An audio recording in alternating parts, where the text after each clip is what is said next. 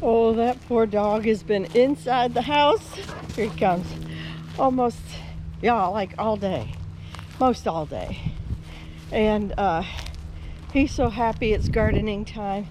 You know, our animals know us so well, right? And he knew I haven't been feeling well all week thanks to fibromyalgia. And so he has been sitting next to me. Look at him. He's been sitting next to me on the couch for a few days. And look at him. He's like, it's time, it's my time to go out there and just have the zooms. Oh my goodness. Oh, that brings me a lot of joy seeing him. I'm sure not everybody enjoys seeing my dog, but I appreciate you guys that put up with that, because I do. I sure do love that dog. And anyhow, back on topic. So I am outside in the evening instead of a morning, and that is because well, I've been running errands the past couple days. I've been hurting from the pain. My body's kind of loosening up right now, and I went running a couple errands. I caught a raccoon this morning, and so we put him out at the local park. And after that, I was like, well, we're awfully close to the Ace Hardware Garden Center, and I found celery. I absolutely found celery, and it's the variety that I'm trying to grow. So only it's huge. I'll show you here in just a second, but let me show you in here. My dear friend Lori came. One of my dear friend Lori's. I have a lot of Loris in my life, but she came on over, and I didn't have the to do it, so together we tackled the first coat of this. I ran out of the wood stain that protects. That's a solid color white, and it's not actually white paint. It's stain, and it should protect it in the weather. But anyhow, I'm so thankful to her, Lori, if you're watching, and she got out here and helped me put the first coat on. And then I guess over the weekend, or maybe even tomorrow, maybe, I don't know, I can put a second coat on it, or I can put the second coat on after the walls are up. But at least now it's protected. You guys have already seen that. Enough of that. Here's my little door. Oh, I can't wait. I absolutely cannot wait for this to be done. So this weekend, oh, I've got you in the sun. It looks like that we're potentially going to put those walls up. Is it Sunday afternoon? I think Saturday just got booked. Okay, hold on.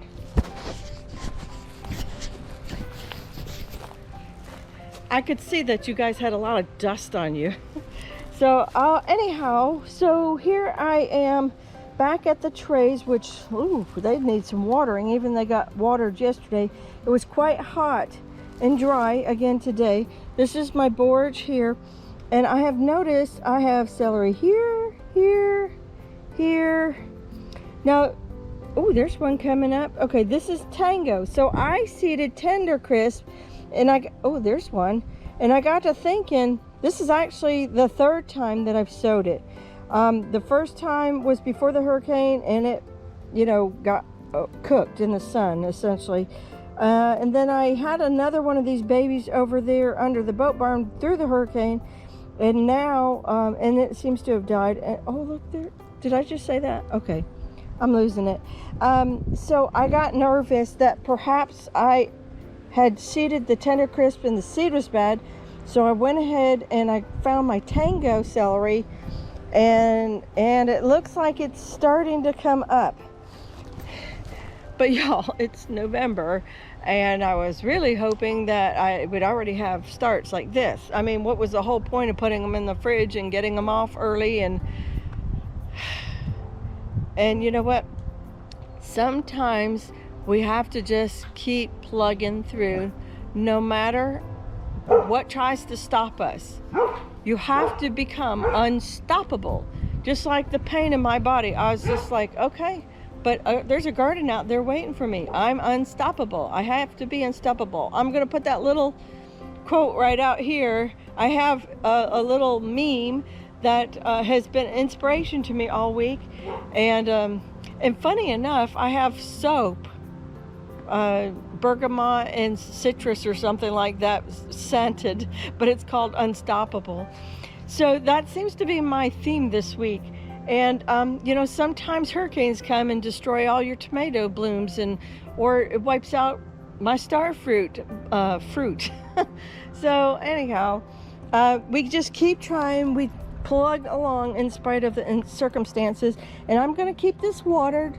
And all of the little Red Express, all of the, what was this? This is Snow Crown, white cauliflower. I have Twister cauliflower. Oh, I got so many good things. What is this? Oh, this is also Red Express, but this wasn't. This is a different one. This is the one that came out of the garden. Remember, we pulled the little duplicates out of the ground. Oh, look, the bouquet dill looks great.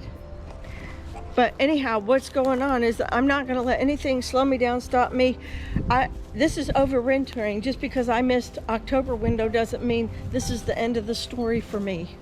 And, you know, even November wouldn't be the end of the story either. But God is good. And God knew that I wasn't feeling very good and that I was keeping my eyes on Him. And guess what He brought to my attention? I had actually my prayer partner, and she was going to Rockledge Gardens, and she said, and I said, well, keep an eye and let me know if you see any celery. And she said, oh, I was at Ace yesterday. I saw it there. She said, I don't remember the variety. And I said, oh, I don't want that self-blanching.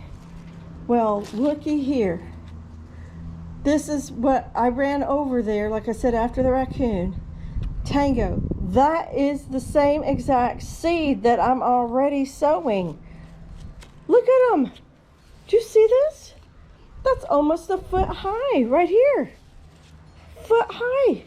There's multiples in here. Oh my gosh. And they were about $4 a cup. But as you can see, there's at least 2 I can get out of everything. So, you know, that's about $2. Look at that. That's got 3 for sure. I can definitely easily get my money's worth and money's back with the celery that I just bought at the garden center. And while I was at it, I just picked up some parsley.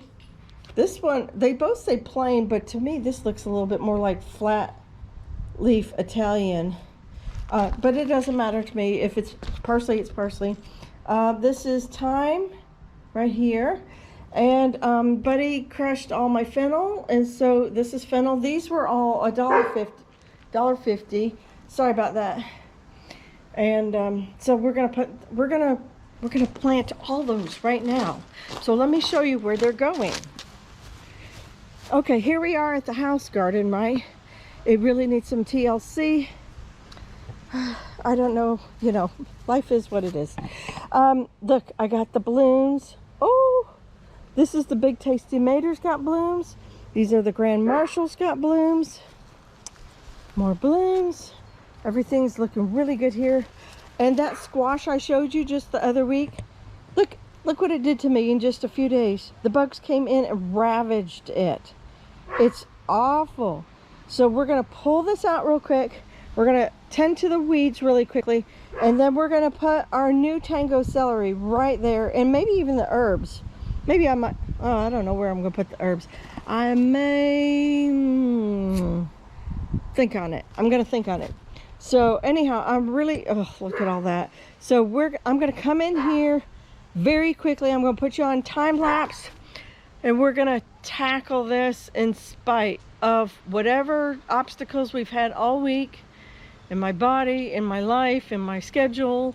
And guess what? We're gonna be unstoppable, and we're gonna get the celery in the ground. All right, come on.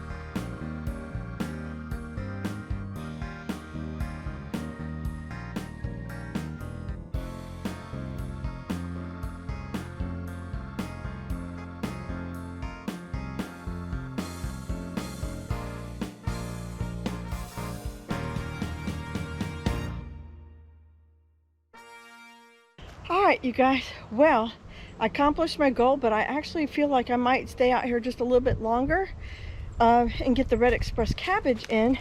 But let me show you, I just moved. I had some little seedlings. I put out some more bright lights, Swishard, and they popped out. Here's the original ones I put through, and I lost a couple, so I added more seed. So like I said, unstoppable today. So I moved some of them to here, hoping they would take. I also put the fennel back out here where the old fennel was, so I don't have to change my notes around. And if you can see, I'm doing pretty good in the department of brassicas. So a few of the cabbages have been having their leaves stripped by the bugs, but for the most part they're doing okay. The capture must have been very yummy. Then there's the stonehead cabbage coming along really, really nicely. And then I have the Hilton cabbage, the one and only, that's my trap crop. And then I have another capture. And then I have dead-on cabbages down here. I think this is where the raccoon came in through. Of course they could go over the fence. Now this second row is empty for the most part. I got a couple Red Express cabbages down there. So I'm going to add the rest of them in tonight. Then I have, I have Godzilla broccoli and twister cauliflower, and then mixture down there. And over here, I got all the Tango celery in.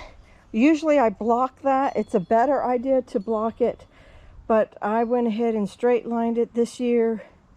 They're going to thicken up pretty good. I've done blocking for 3 years in a row, and just trying something different. Up here, I'm putting these scraggly little, what I call the big tasting maters. They're homegrown seed, you know, something we saved on a napkin, probably from the grocery store. It's the same age as these, believe it or not. And this is why I said in a recent video, nothing is going to grow in those cell trays. Nothing is going to grow in those cups. And they got stunted, and they've just been sitting there, and they dry out all the time too on top of it. And look where they could have been. But I didn't have this room. I had the squash in here, and I had always planned on putting celery in here as well. But I didn't realize I had so many open emitter areas. So I have 1, 2, 3, 4, 5 more of the big tasty maters, and then I ran out of those. And then I have something down here called a Santa Sweet, which is nothing more than like a cherry tomato. And I don't really need a lot more, but I went ahead and threw that one in there simply because I had it. And I do have the Mobies, but you know, I'm kind of succession sowing. They may get caught by the cold weather. By the way, if that happens, I don't know, I'm in 9B, zone 9B, but it can potentially happen here in about 5 weeks. We could see, especially if we're having a cold winter, frost or something like that come in the 2nd or the 3rd, usually by Christmas. And then for sure, you know, our first frost date, I believe, is December 31st. But it's not unusual to have a Christmas frost, as we have had recently. And so I'm thinking of that as I go ahead and put things in place. I want to keep the tomatoes near the tomatoes and even the peppers over there. So if I have to, I'm just going to cover this section of the garden. And then in the eggplant and the beans and the other peppers that are down there. Onions I'm not concerned about over there against the end. Those are also eggplant and... But anyhow, over here is the celery, and I don't have to be concerned about those. They can even take a light snow. So they can stay on the outside if I need to just like if my tarp only fits to here, for example.